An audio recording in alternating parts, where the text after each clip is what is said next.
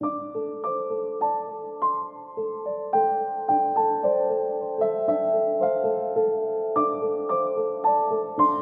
बच्चों, काएं काएं करते हुए काले रंग के इस परिंदे को तो आप सब जानते ही होंगे। जी हाँ, आप बिल्कुल ठीक समझे, हम आपसे कौवे की ही बात कर रहे हैं। तो एक कौवा रोजाना अपने घोंसले से निकलता और अपना दाना और खाने का सामान तलाश करता। एक दिन कौवा दाने की तलाश में अपने घोंसले से बहुत दूर निकल आया और रास्ता भी भूल गया। बहुत तलाश किया लेकिन घर न मिला। आखिरकार थक गया और बहुत सख्त प्यास लगी। पानी तलाश किया लेकिन पानी ना मिला। अचानक कौवे की नज़र पानी के मटके पर पड़ी। कौवा बहुत खुश हुआ और जल्दी से मटके पर पहुंचा, लेकिन ये देखकर परेशान हो गया कि मटके में पानी बहुत ही कम है और उसकी चोंच पानी तक नहीं पहुंच रही, जिसकी वजह से वो पानी नहीं पी सकता। उसने सोचना शुरू किया।